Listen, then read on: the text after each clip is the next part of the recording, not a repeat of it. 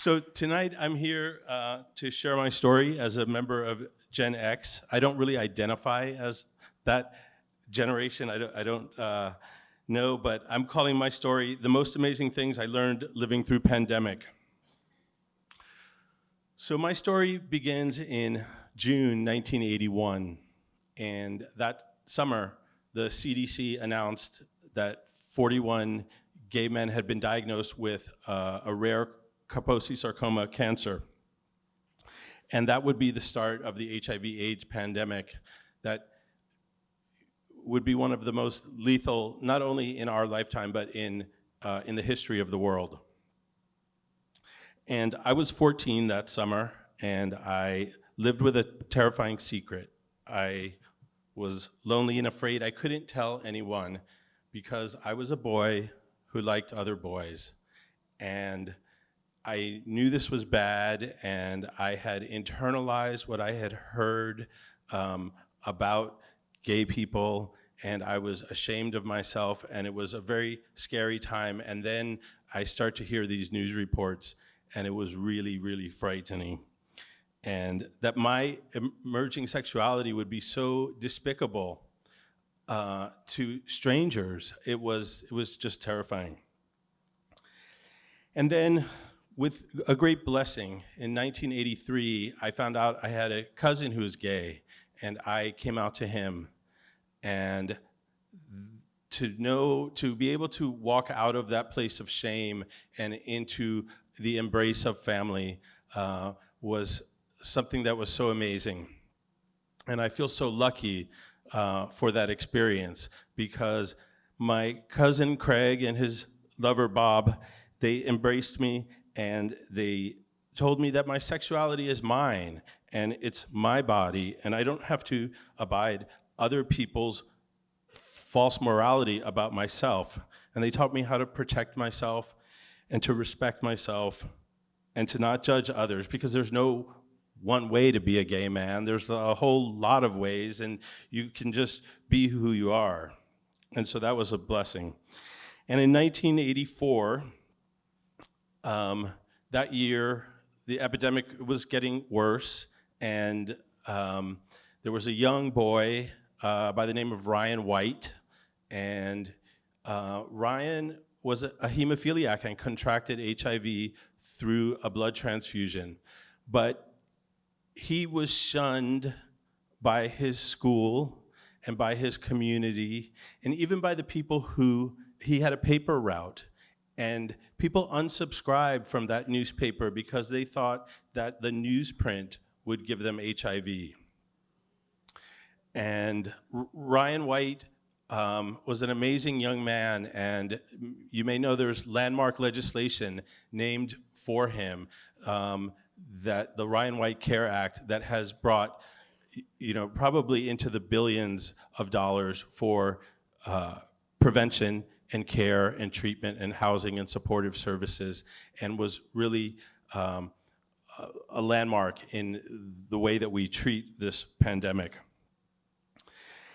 And so I continued through school, and I was determined that I was going to make a difference. And I went to study international relations, and I wanted to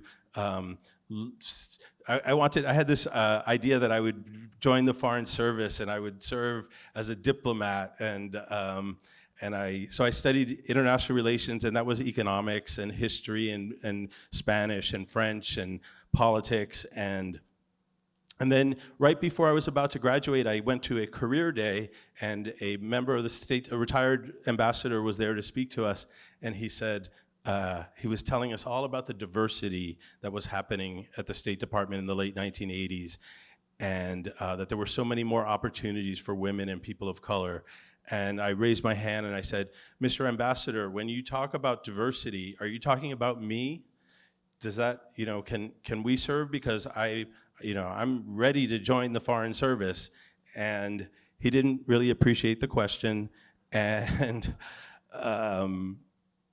he basically told me that at that time, it was the established policy of the State Department that if you were openly gay, you were not eligible for employment. And yeah, and that was true. And And at the time, as devastating as that was, and as plainly spoken as that advice or statement was, it would forever alter my life, because like I had this whole career track, and for me, my parents were, my mother was an elementary school principal, and my father worked for the Justice Department. They were the first in their families to go to college, and the most important thing that they wanted for their children was to get a good government job and be eligible for a pension. And right there, my shot at that was just not there. But it didn't quite faze me, because I was like, you know what? If you don't want me to work for you, I definitely don't want to work for you. And so I didn't realize. Thank you.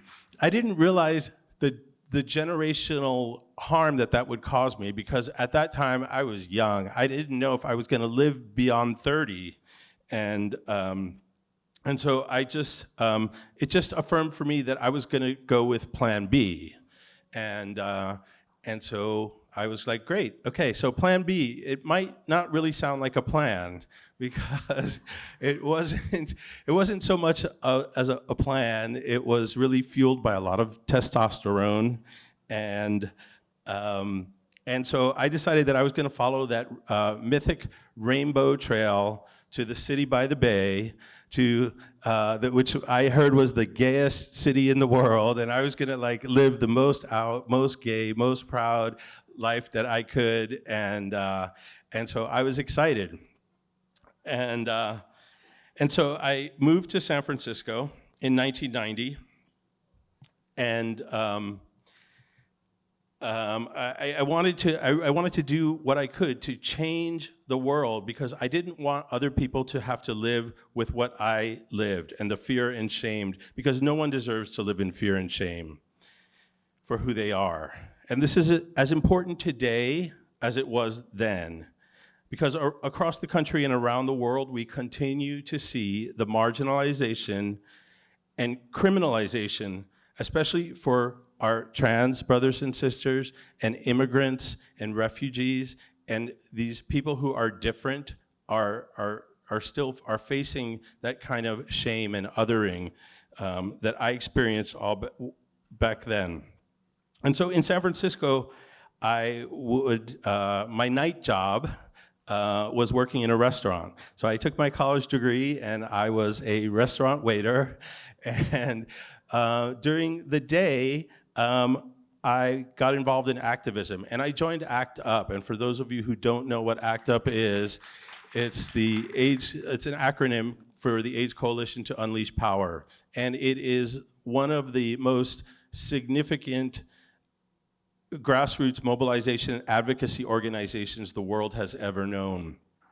And working with colleagues, I did outreach on the streets of the Tenderloin, and would walk the halls of the Capitol in Sacramento and in Washington, D.C.